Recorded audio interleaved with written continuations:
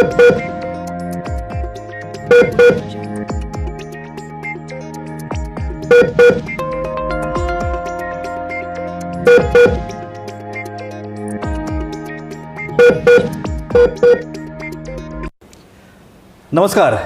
जय महाराष्ट्राच्या लाईफलाईन या कार्यक्रमात तुम्हा सगळ्यांचं आज पुन्हा एकदा मनापासून स्वागत. दर कार्यक्रमामध्ये वेगवेगळ्या डॉक्टर्सबरोबर वेगवेगळ्या विषयांवरती मी गप्पा मारण्याचा प्रयत्न करत असतो, कारण खूप महत्त्वाचे विषय असतात, महत्त्वाच्या काही समस्या असतात, महत्त्वाचे आजार असतात, ज्या आजारांच्या संदर्भात माहिती आणि त्या संदर्भातला एक व्यवस्थित गाईडलाईन जर आपल्याकडे असेल तर मला असं वाटतं की कोणत्याही आजाराला घाबरण्यापेक्षा त्या आजारावरती मात करण्याची एक जिद्द आपल्यामध्ये निर्माण होते. आज आपण जर पाहिलं तर अनेक ठिकाणी आपल्याला एक समस्या जाणवते. जनरली त्याचं प्रमाणसुद्धा आता वाढलेलं आहे आणि ते म्हणजे मातृत्व. अनेक वेळेला त्याला बरेच अडचणी असतात, बरेच त्याला अँगल्स असतात, बरीच कारणं असतात आणि त्या संदर्भात आपल्याला नीटची माहिती नसते. ती माहिती आज आपण जाणून घेण्याचा प्रयत्न करणार आहोत. वंध्यत्व हा जो एक विषय आहे ज्याने एक न्यूनगंडसुद्धा काही महिलांच्या मनामध्ये, काही पुरुषांच्या मनामध्ये सुद्धा निर्माण होऊ शकतो आणि या सगळ्यावरती चर्चा करण्यासाठी, बोलण्यासाठी, आपल्याला मार्गदर्शन करण्यासाठी डॉक्टर दीपक पाटील आणि डॉक्टर पूनम पाटील आज आपल्यासोबत आहेत. मी दोघांचंही स्वागत करतो. दोघांचंही मनापासून स्वागत लाईफलाईन या कार्यक्रमामध्ये.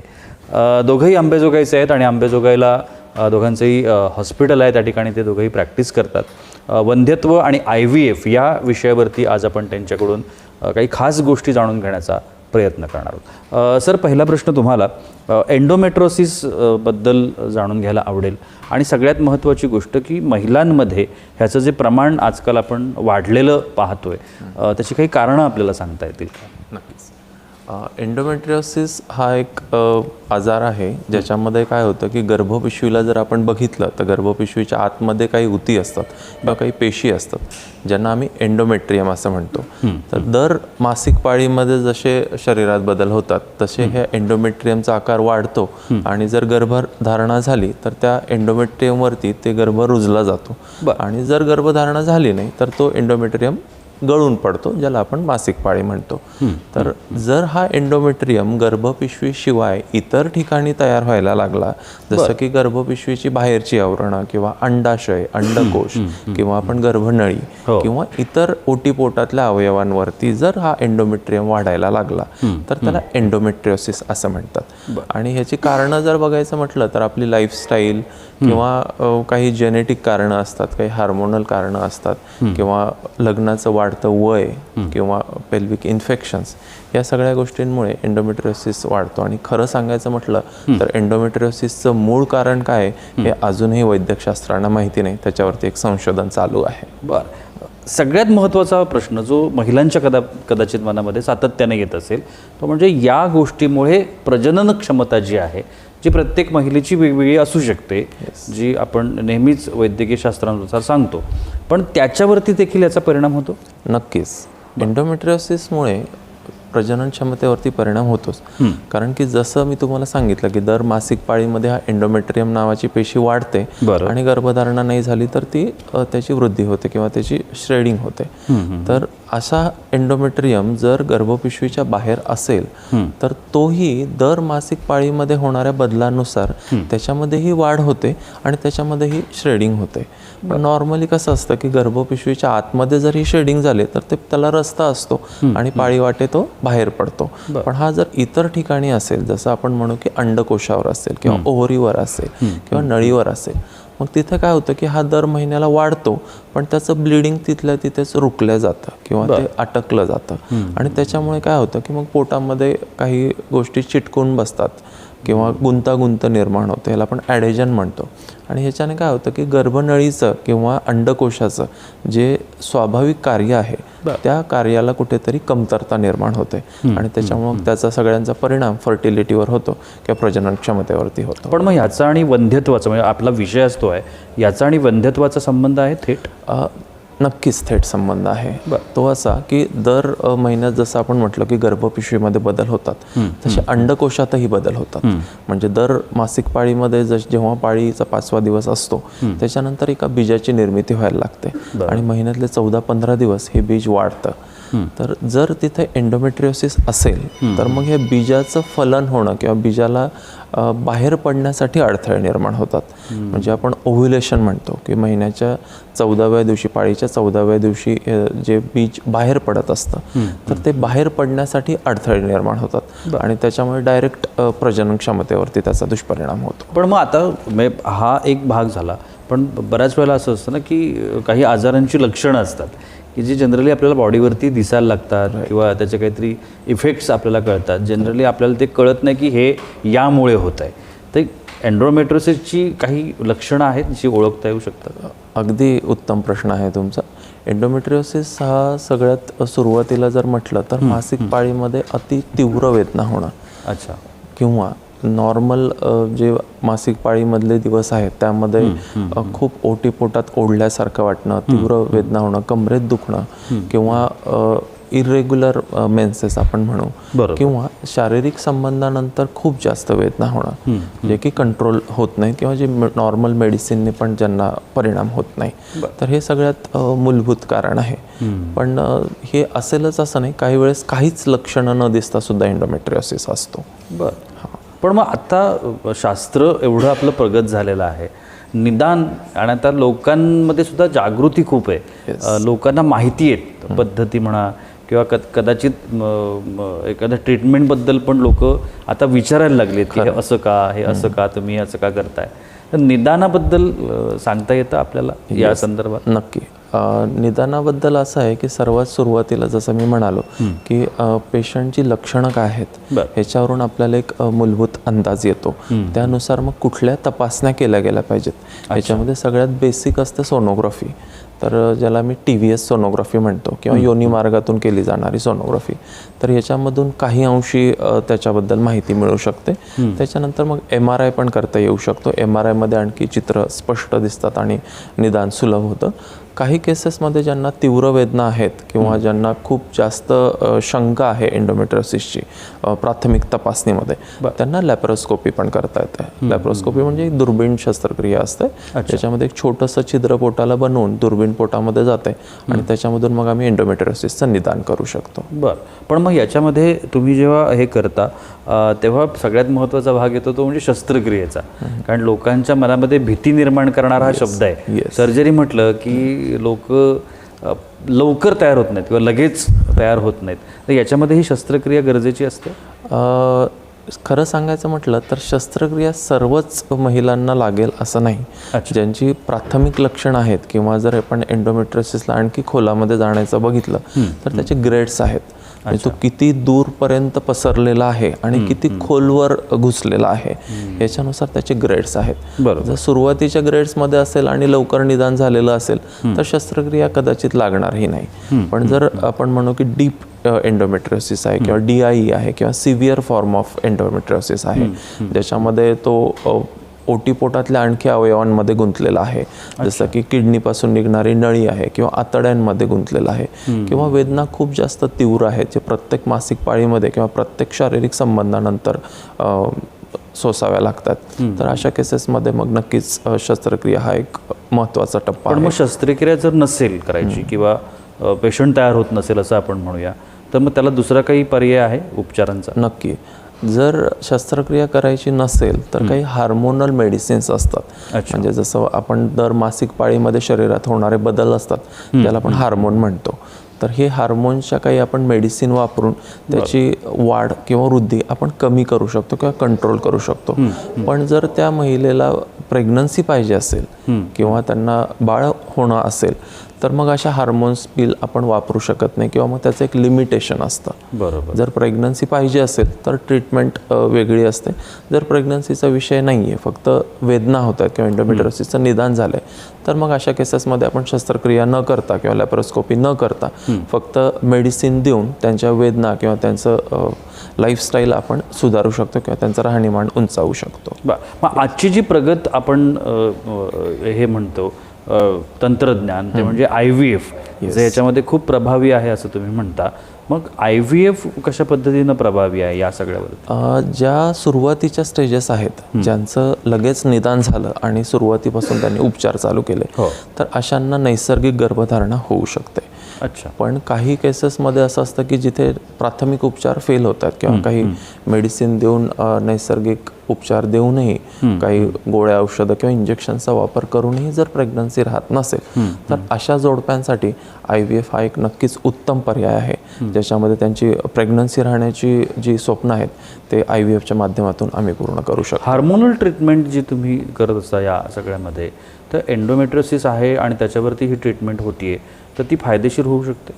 हो, हार्मोनल ट्रीटमेंट फायदेशीर होऊ शकते, बरं. पण जर प्रेग्नन्सी पाहिजे असेल तर ती खूप दीर्घकाळ आपण देऊ शकत नाही. काही तात्पुरत्या वेळेपर्यंत आपण ती हार्मोनल ट्रीटमेंट देऊन, काही पिल्स देऊन किंवा काही इंजेक्शन्स देऊन आपण जी एंडोमेट्रियोसिसचा दुष्परिणाम आहे किंवा जी त्याची लक्षणं आहेत, जे त्याचा वाढता प्रभाव आहे तो आपण काही वेळापुरते कंट्रोल करू शकतो. पण मग गर्भधारणेवरती परिणाम होतो?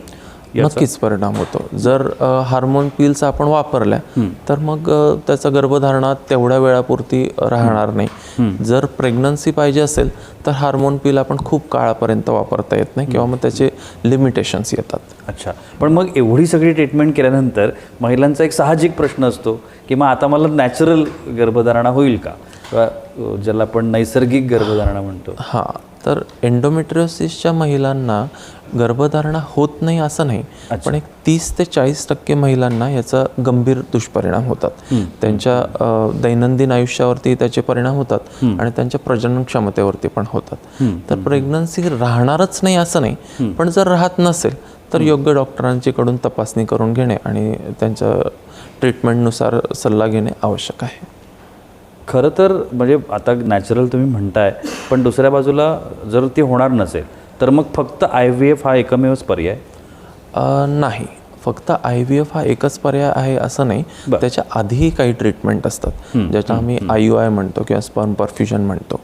तर अशा IVF पूर्वीच्याही काही ट्रीटमेंट आहेत. जर निदान योग्य झालं, जर डॉक्टरांकडून तपासणी करून आपल्याला आपल्या आजाराबद्दल पूर्ण माहिती असेल आणि त्याची ट्रीटमेंट जर योग्य वेळी चालू केली तर IVF न करता सुद्धा आपल्याला प्रेग्नन्सी राहू शकते. आणि जर तेही फेल गेलं तर मग IVF हा उत्तम पर्याय होऊ शकतो.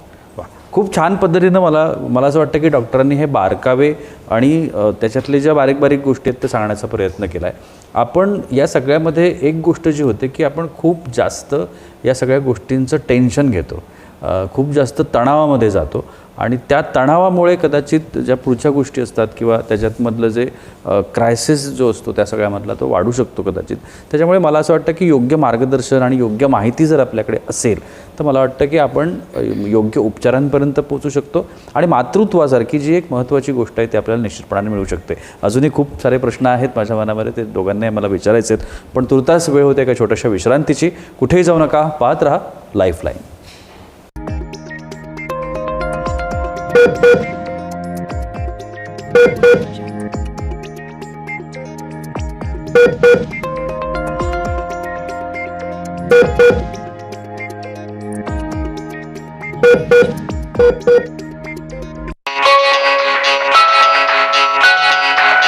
जग धावते सुसाट,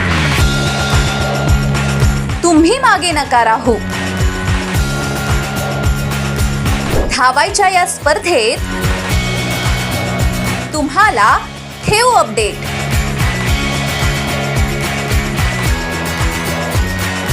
पहा महाफास्ट, वेगवान बातम्यांचा वेगवान आढावा. पहा दिवसभर फक्त जय महाराष्ट्रवर. प्रायोजक डिफेन्स करिअर अकॅडमी, महाराष्ट्रातील युवक युवतींना सैन्यात अधिकारी, इंजिनियर, पायलट, डॉक्टर होण्याची सुवर्ण संधी.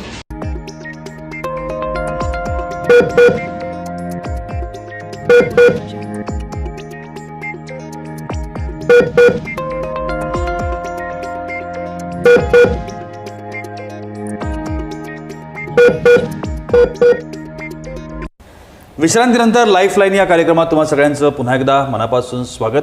डॉक्टर दीपक पाटील आणि डॉक्टर पूनम पाटील आपल्यासोबत आहेत आणि त्यांच्यासोबत आपण वंध्यत्व आणि IVF या विषयावरती मार्गदर्शन घेतो आहे. डॉक्टर पूनम, आत्ता आपण बऱ्यापैकी वंध्यत्व आणि त्याच्याबद्दलच्या गोष्टी सरांनी आपल्याला सांगितल्या. मला तर तुमच्याकडून जाणून घ्यायचं आहे PCOS बद्दल, पॉलिसिस्टिक ओव्हरी सिंड्रोम. हा जो एक विषय आहे तो खूप महत्त्वाचा विषय आहे. त्याचा आणि वंध्यत्व याचा काही संबंध आहे थेट? हो आहेच ना. पॉलिसिस्टिक ओव्हरी याच्यातच त्याच्या नावातच त्याचं वंध्यत्वाचं कारण आलं. बरं. प्रत्येक मासिक पाळीमध्ये एकाच बीजाचं फलन व्हावं ह्या त्या ओव्हरीची किंवा त्या बीजाशयाची कॅपॅसिटी असते. बरं. ठीक आहे. त्यावेळेस होतं काय की खूप सारे अंडे बाहेर निघतात. ते पॉली म्हणजेच खूप सारे. हो. ठीक आहे. तर त्याने एक प्रकारची सूज त्या ओव्हरीवरती जमा होते आणि त्याच्यातून जे मेन एकाच अंड्याचं पोषण व्हायला पाहिजे आणि ते पोषण झाल्यानंतर ते वेळेवरती फुटलंही पाहिजे. ठीक आहे. आणि त्या वेळेला जर ते फुटलं नाही तर त्याची क्वालिटीही राहणार नाही आणि गर्भधारणाही राहणार नाही. हेच त्याचं मेन कारण आहे. खूप सारे अंडे येतात, खूप सारे अंडे अर्धवटच मोठे होतात किंवा त्यांचं अर्धवट पोषण होतं आणि ते वेळेवर फुटत नाही. वेळेवर जर अंड फुटलंच नाही तर त्याच्यातून गर्भधारणा होणारच नाही. त्याच्यामुळे त्याचा म्हणजे पूर्णपणे आपण जरी म्हटलं की थेट कनेक्शन बंधत्वाशी आहे. नक्की. सर, कारणं सगळ्यात महत्त्वाची गोष्ट असते की अनेकांना वंध्यत्वाबद्दलची कारणंच माहिती नसतात. म्हणजे हे मुळात सुरू कुठून होतं हे जर मला वाटतं की आपण जर प्रेक्षकांना सांगितलं आपल्या, तर त्यातला जो बेसिक आहे तो लोकांना कळू शकेल. हा अगदी योग्य प्रश्न आहे. वंध्यत्वासाठी मुळामध्ये असं आपल्याकडे मानलं जातं की ती घरातली स्त्रीच कारणीभूत आहे, पण ते अगदी चुकीचा समज आहे. याच्यासाठी ढोबळ मानाने जर बघितलं तर काही पुरुषांची कारणं आहेत, काही महिलांची कारणं आहेत. अच्छा. तर पुरुषांच्या कारणांमध्ये बघितलं तर शुक्राणूंची संख्या कमी, शुक्राणूंची गती कमी किंवा शुक्राणूंची रचनेमध्ये दोष असणं हे एक प्रमुख कारण मानलं जातं. जर महिलांमध्ये बघितलं तर मग गर्भपिशवीशी रिलेटेड कारणं, बीजाशयाशी रिलेटेड कारणं आणि गर्भनळीशी रिलेटेड कारणं असं ढोबळ मानाने आपण याचं वर्गीकरण करू शकतो. मग जर गर्भपिशवीमध्ये जर काही आजार असेल, जसं की फायब्रॉइड असेल किंवा पडदा असेल किंवा गर्भपिशवीची आवरणं नीट तयार होत नसतील किंवा जर नळी बंद असेल, ट्युबल ब्लॉक म्हणू आपण, किंवा जर बीज फुटत नसेल किंवा बीजामध्ये काही गाठी असतील, एंडोमेट्रियोसिस असेल, तर मग अशा अनेक कारणांमुळे वंध्यत्व येऊ शकतं. बरं मॅडम, आत्ता PCOS बद्दल तुम्ही सांगितलं, पण असं जर असेल की समजा ट्रीटमेंट न करता गर्भधारणा हवी असेल तर ते पॉसिबल आहे का, की ट्रीटमेंट करूनच मग गर्भधारणा शक्य असते? फक्त PCOS मध्ये जर आपण बघितलं तर काहींना ट्रीटमेंट करावी लागते, काहींना लागतही नाही किंवा काहींना कळतही नाही आहे की आपल्याला PCOS आहे. हां, आता आहे असं की आपलं वयाच्या नुसार लग्नच उशिरा होतात. तो एक मेन फॅक्टर आहे सगळ्यात पहिल्यांदा. आणि PCOSचा म्हणजे डायरेक्टली रिलेशन की कशामुळे हा वाढतोय हे आपलं लाईफस्टाईल, ठीक आहे, जे पण आपण जंक फूड खातोय, ठीक आहे, आपल्या झोपेवरती त्याचा असर होतोय, मोबाईलचा सतत वापर आहे, कोणाचाच व्यायामाशी काहीच आता घेणं देणं राहिलेलं नाही आहे. ह्या सगळ्या गोष्टींचा एकंदरीत जर विचार केला तर हा डायरेक्टली PCOS वाढण्यासाठी कारणीभूत ठरतो. बरं. सर, IVF बद्दल आपण बोलत होतो, जसं आता मॅडम म्हणाल्या, पण आता IVF आपण त्याच्याही थोडासा मागे जाऊन की IVF म्हणजे नक्की काय. आता होतंय असं की प्रसारमाध्यमं एवढी स्ट्रॉंग आहेत आता, लोकांना शब्द माहिती आहेत. तुम्ही अगदी खेड्यापाड्यात ग्रामीण भागात जरी गेलात तरी त्यांना सुद्धा आता माहिती आहे IVF, पण कदाचित असं होऊ शकतं की IVF म्हणजे काय हे नक्की माहिती नसेल, तर ते आपण सांगण्याचा प्रयत्न करू. अगदी. IVF म्हणजे काय की इन विट्रो फर्टिलायझेशन हा त्या शब्दाचा अर्थ आहे. तर याच्यामध्ये काय होतं की नैसर्गिक गर्भधारणा ज्या पद्धतीने होते, जसं आपल्याला निसर्गाने बनवलं आहे, तर त्याच पद्धतीने डॉक्टर तुमच्या शरीराचा अभ्यास करून, काही रक्ताच्या किंवा सोनोग्राफीच्या तपासण्या करून जी गर्भधारणेची नैसर्गिक प्रक्रिया आहे त्याची आम्ही अनुकरण करण्याचा प्रयत्न करतो. म्हणजे गर्भधारणाच होते, गर्भ तुमचाच असतो, तुमच्याच बीजांपासून होतो, पण तो तुमच्या पोटात न होता तुमची बीज डॉक्टर बाहेर काढणार, प्रयोगशाळेमध्ये गर्भ बनवणार आणि तयार केलेला गर्भ हा गर्भपिशवीमध्ये सोडणार. याला थोडक्यामध्ये आपण IVF असं म्हणतो. बरं, पण मग ही जी आता एखादी ट्रीटमेंट आपल्याला करायची आहे, पण ती कॉन्फिडंटली डेफिनेटली होईलच हे कसं समजायचं, किंवा त्यासाठी काही घटक महत्त्वाचे असतात का? नक्की. IVFचे ट्रीटमेंट जर बद्दल बोलायचं म्हटलं तर याच्यामध्ये एक 40 ते 50% शक्यता वाढत असते प्रेग्नन्सी राहण्यासाठी. जर याला आपल्याला शक्यतेला वाढवायचं असेल तर त्याच्यासाठी त्या महिलेचा किंवा त्या जोडप्याचा एक बेसिक टेस्ट केल्या गेल्या पाहिजेत. त्याच्यामधून डॉक्टरांना कळू शकतं की तुमचं शरीर कसं काम करतं आहे किंवा तुमच्या शरीराची ह्या घडीला ह्या वयाला तुमची प्रजनन क्षमता काय आहे आणि त्यानुसार मग तुमची ट्रीटमेंट प्लॅन होते आणि त्याच्यानुसार मग IVFचे रिझल्ट मॅटर होतात. मॅडम तुम्हाला एक थोडासा वेगळा प्रश्न आपल्या याच्यामध्ये, कारण महिला आत्ता हा जेव्हा प्रश्न येतो तेव्हा सगळ्यात मोठी भीती जर कोणाच्या मनामध्ये येत असेल तर ती महिलेच्या मनामध्ये येते आणि ती साहजिक असते की आणि प्रेशर होत असतं कुटुंबातून म्हणा, समाजातून म्हणा किंवा मित्रपरिवारातून म्हणा, सातत्यानं विचारणा होत असते कधी होणार असं सातत्यानं त्या महिलांच्या बाबतीमध्ये होत असतं. त्यांनी मेंटली कशा पद्धतीनं या सगळ्या गोष्टी फेस केल्या पाहिजेत किंवा त्यांनी काय केलं पाहिजे? हा खूप मोठा विषय आहे ॲक्च्युली, कारण की त्या महिलेला कोणीही सपोर्ट करत नाही. ठीक आहे, म्हणजे घरचेही काय आहे आधीपासून पण की काही दोष आहे तो महिलांमध्येच आहे. ठीक आहे, एकंदरीत आता आपण जसं PCOD घेतला आहे, एंडोमेट्रोसिस घेतलेला आहे, हे जर निदान झालं म्हणजे दोष तिच्यातच आहे हे घरचे मोकळे होतात. आणि पर्यायाने तो पार्टनर पण म्हणजे तो नवरा आहे की नाही बाबा आता माझ्यात काय नाही आहे, हे जे काय आहे तुझंच आहे. मग ती ऑलरेडी इतक्या डिप्रेशनमध्ये असते की जे नैसर्गिकच तिच्या गोष्टी म्हणजे ब्लड चेंजेस आहेत, ठीक आहे, रेग्युलर तिचे मासिक पाळीचं कार्य आहे, हे सुद्धा ते विचाराने किंवा तिच्या इतकं मेंटल टेन्शन असल्यामुळे तेही विस्कळीत होऊन जातं. ब्लड काउंट तिचा लो होतो, त्याच्यामुळे अजूनच म्हणजे सगळ्या गोष्टींवरती इम्पॅक्ट होतो त्याचा. तुम्हाला रक्तच कमी आहे तर तुमच्या सगळ्या शरीराचं पोषणच होणार नाही आहे, अजून प्रेग्नन्सीचे चान्सेस कमी होणार आहे. तर त्यांना कॉन्फिडंट देणं बेसिकली आपल्याजवळ जेव्हा आमच्याजवळ पेशंट येतोय तर त्याला तोच आधार वाटणं की नाही आपण करू शकतो आणि प्रॉब्लेम असा हा नाहीच आहे. ठीक आहे, याच्या पहिले आपण प्रेग्नन्सी राहिल्या नाही आहेत त्यांनाही प्रॉब्लेम होतेच. आता IVF सगळ्यांना माहिती झालं आहे, IVFचे चान्सेस वाढलेले आहे कारण की त्याच्यामध्ये तेवढे ॲडव्हान्टेज आलेले आहेत. ठीक आहे, याच्यापूर्वीही त्या गोष्टी होत्यातच, हे प्रॉब्लेम होतेच. फक्त एवढंच आहे की आता जसं प्रसारमाध्यमातून याची सगळीकडे चर्चा झालेली आहे किंवा खेडोपाडी पण IVF हा शब्द माहिती झालेला आहे, तर त्याच्यानुसार लोक आता ठीक आहे बाबा थोडा चान्स घेतला नाही होते चला लगेच इकडे वळूया, ही आता मेंटॅलिटी होत चालली लोकांची, जी की चांगली पण आहे. उशिरा लग्न झाल्यामुळे ते त्या फील्डकडे वळतात ते लवकर. पण अजून पण कुठंतरी असा विचार कोणीच करत नाही आहे की घरातूनच तिला आपण आधार देऊया. हो, की नाही बाबा होईल, आता नाही झालं थोड्या बहुत ट्रीटमेंटने होईल किंवा थोडा धीर धरूया. मग हा डॉक्टरने बेसिकली ना बायकांवरती लक्ष देणं किंवा त्यांना एक आधार देणं. काहींना तर आपण नुसता आधार दिला ना आणि थोड्या बेसिक त्यांच्या गरजा पूर्ण केल्या की त्यांना आपण हिमॅटॉनिक दिले, व्हिटॅमिन्स दिले, तरी सुद्धा त्यांना प्रेग्नन्सी राहून जाते फक्त आपल्या एका सपोर्टने. त्याच्यामुळे सपोर्ट खूप जास्ती महत्त्वाची गोष्ट आहे. सर, या सगळ्या ट्रीटमेंट्सबद्दल म्हणा किंवा वंध्यत्वाबद्दल IVF बद्दल गैरसमज खूप आहेत आणि ते तुमच्यापर्यंत ऑब्व्हियसली पोहोचत असतील कारण एवढी सगळी लोक येऊन भेटतात, पेशंट्स येतात, त्यांचे नातेवाईक येतात. असे कोणते गैरसमज आहेत आणि जे गैरसमज लोकांनी खरं तर बाळगले नाहीत पाहिजेत, जे आपल्याला सांगता येतील लोकांना? सगळ्यात पहिला गैरसमज आहे की IVF ही खूपच महाग ट्रीटमेंट आहे. ॲक्च्युअलमध्ये तसं नाही आहे. जर त्या जोडप्याचं योग्य निदान असेल तर अगदी माफक दरामध्ये सुद्धा IVFची ट्रीटमेंट करता येऊ शकते. दुसरा गैरसमज असा आहे की IVFची बाळं म्हणजे काहीतरी वेगळी बाळं असतात किंवा त्यांना फारच काहीतरी आजारपण राहतं किंवा ती कमजोर असतात. हाही अगदी गैरसमज आहे.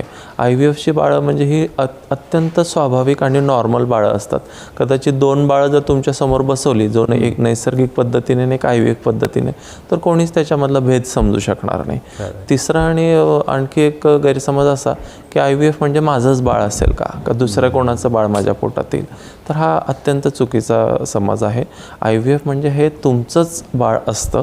जोपर्यंत डॉक्टर स्वतःहून तुम्हाला काही सांगत नाही की तुमचे बीजच तयार होत नाही आहेत किंवा अंडेच बनत नाही आहेत, तोपर्यंत दुसरा कोणाचं बाळ तुमच्या पोटात येऊ शकत नाही किंवा असे कुठलेही उपचार नसतात तुमच्या परस्पर केले जाणारे. हे 100% तुमचंच बाळ असतं जे तुमच्या पोटात वाढत असतं. खूप छान अशी माहिती आजच्या या कार्यक्रमाच्या निमित्तानं सरांनी आपल्याला दिलेली आहे. आणि मला असं वाटतं की अजूनही काही जर तुमच्या मनामध्ये शंका, मी माझ्या मनातल्या शंका, माझ्या मनातले प्रश्न बऱ्यापैकी सरांना विचारण्याचा प्रयत्न केला आहे. आणि सरांनी जी आपल्याला उत्तरं दिलेत, मॅडमनी जे आपल्याला मार्गदर्शन केलेलं आहे, त्याच्या माध्यमातून आपल्याला ही गोष्ट कळत असेल की वंध्यत्वासारख्या विषयाला घाबरून न जाता त्याला सामोरं जाणं ही सगळ्यात महत्त्वाची गोष्ट आहे. आणि प्रगत तंत्रज्ञानाच्या काळामध्ये आत्ता आपण आहोत, त्यामुळे अशक्य असं आत्ता या काळामध्ये काहीच नाही, हे आपण नीट लक्षात घेतलं पाहिजे. त्यामुळे उपचार करणं ही खूप महत्त्वाची गोष्ट आहे. आणि त्याकरता डॉक्टर दीपक पाटील आणि डॉक्टर पूनम पाटील हे सातत्यानं काम करत आहेत अंबेजोगाई यासारख्या ठिकाणी. अजूनही त्यांची जी काही माहिती आहे ती आत्ता स्क्रीनवर तुम्ही पाहता आहात. त्यांच्याकडून मार्गदर्शन हवं असेल किंवा त्यांना भेटायचं असेल तर स्क्रीनवर त्यांचे नंबर दिसत आहेत. या क्रमांकांवरती तुम्ही निश्चितपणानं त्यांना कधीही संपर्क करू शकता. सर, तुम्ही आजच्या कार्यक्रमात आलात, मॅडम तुम्ही आजच्या कार्यक्रमात आलात, त्यासाठी तुम्हाला दोघांचे अगदी मनापासून आभार. खूप खूप धन्यवाद. आणि याबरोबरच वेळ होते इथेच थांबण्याची. पुन्हा भेटणार आहोत लाईफलाईनच्या पुढच्या भागामध्ये. तोपर्यंत नमस्कार.